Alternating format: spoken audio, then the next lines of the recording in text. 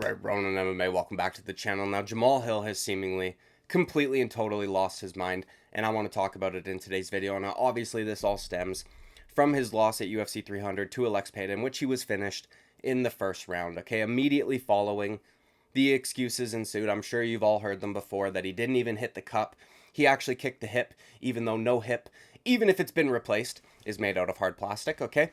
Also, the fact that Herb Dean didn't give him an advantage by separating them after he's the one that committed a foul.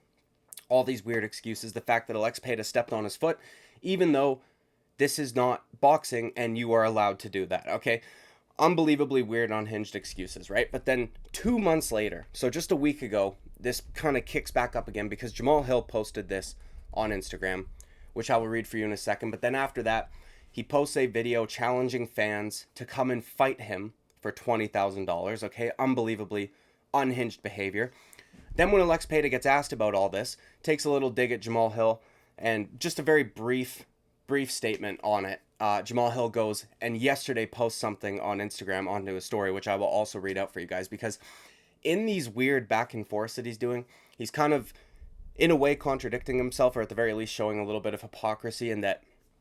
Well, I'll just read it out for you and then we'll talk about it after that. Sorry, now, I haven't really spoke on this, but when I went to Brazil and dog walked your guy, one of the most one-sided ass whooping in championship history, and after showed nothing but respect and paid homage. I've never celebrated over an opponent I beat, and I even called out my fans for disrespecting Johnny Walker after I slept him. But because I showed competitive fire and was excited to be back after an injury that could have ended my career, y'all think this was funny or cool.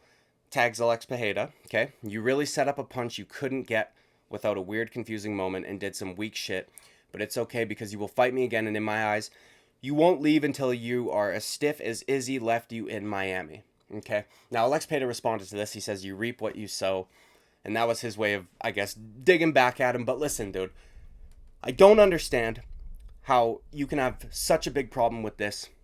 This is the same way that people will shit on Dustin Poirier for celebrating post-fight or being a dick post-fight, as if his opponent wasn't talking shit to him the entire build-up, right? He just wanted to do his talking with the fists, and then after he's beat your ass, he's going to be able to brag about it. Like, I don't understand the double standard where you can do and say whatever the fuck you want in the build-up, but as soon as the fight's over, you better be super nice and respectful, otherwise I'm going to call you out. Not to mention, dude, okay, not to mention, the hypocrisy that I see in here is that you are going to call out Alex Pereira for a very simple celebration. Now, was it a little bit disrespectful? Probably, yeah, sure.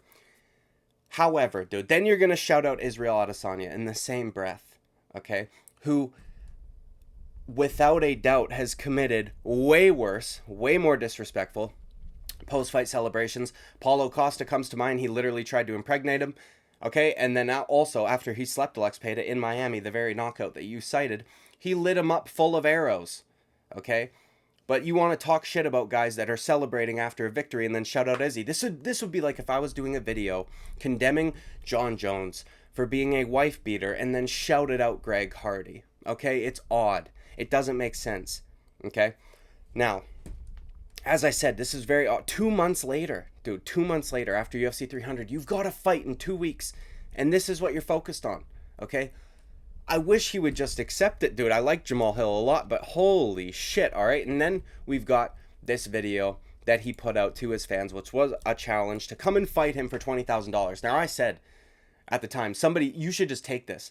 Who cares? It's 20 grand. Go get knocked out. But apparently, there are stipulations in which you can't get finished by him, which is unhinged as well, okay? But either way, I'm going to play that video for you guys right now. So here we have the Jamal Hill video, and him offering his fans $20,000 to come and get beat up by him, okay? But apparently you can't get finished in order to collect the $20,000. I'm going to play it for you right now. At the end of the day, bro, y'all can only talk so much before somebody, you know what I mean, start to say something back. So for all y'all that's talking all this shit about this fighting shit, y'all want to speak on some fighting shit, we talk money shit, nigga.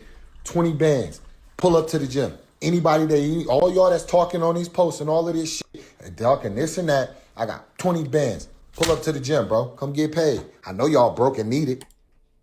We can't talk about your fight without you wanting to fight. I mean, it's very odd to me, dude. I think Fans are giving their opinion, for Christ's sakes, dude. This is why you even get paid to fight, is because there are fans that have an opinion. There are fans that care about the sport. There are fans that pay to watch the sport. Paid to watch you fight at UFC 300, okay? But they can't have an opposing opinion without you wanting to fight them. It's unbelievable to me. And just because somebody's not a fighter doesn't mean they can't have a valid opinion on a fight. Okay, Jamal Hill has commented on a breakdown that I did leading up to Alex Pereira versus Yuri Prochazka, talking about how good it was, right? And then that video aged like fine wine, because exactly what I said would happen in that video happened in that video, okay?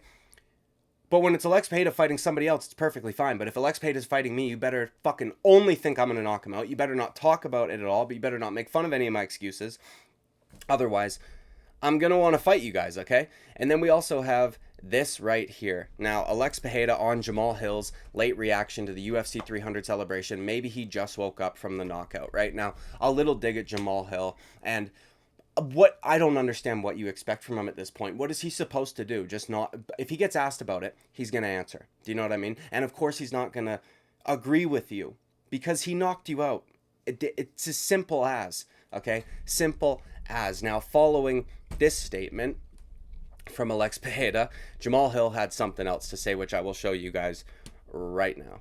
Right now, here we have Jamal Hill's Instagram story from yesterday. Now, I screenshotted it so as not to lose it and not be able to show you guys the next day, okay? But after that response that Alex Pereira gave to whatever journalist asked him, Jamal Hill posts this on Instagram, which I find to be unbelievably weird. Now, he touched on the Miami knockout in the first Instagram post that we read, right? Which I thought was a little weird, but he's not saying, he's not making fun of him for that knockout. He's saying, I'm going to do this to you, okay? But in this one, he's kind of like bragging or taking credit for another man's doing, which I find to be a little weird. Like, you had no hand in this. You had nothing to do with this, okay? Not at all.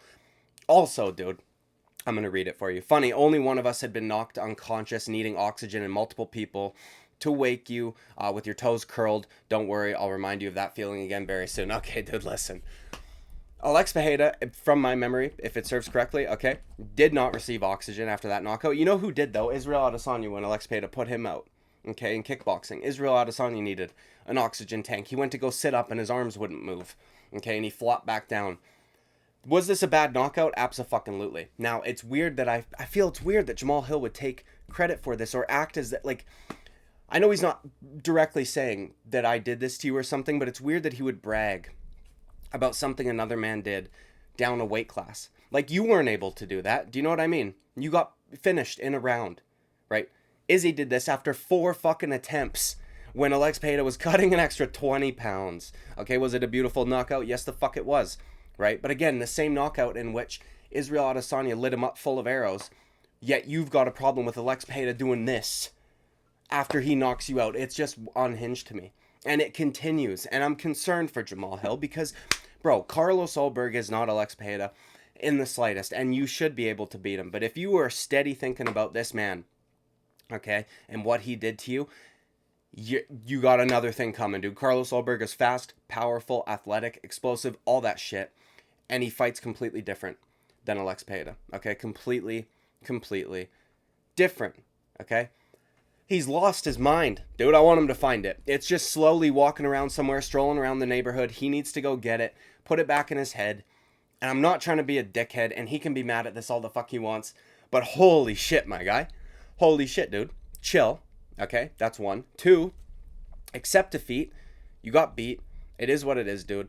And I know that Jamal Hill likes to distill it down to Alex Pereira did kickboxing, bro. He's one of the best kickboxers on the face of the planet. Maybe next time you want to shoot a single leg or something, okay? Either way, dude, like and subscribe. I would greatly appreciate it. I'll see you at the next video. Bye-bye.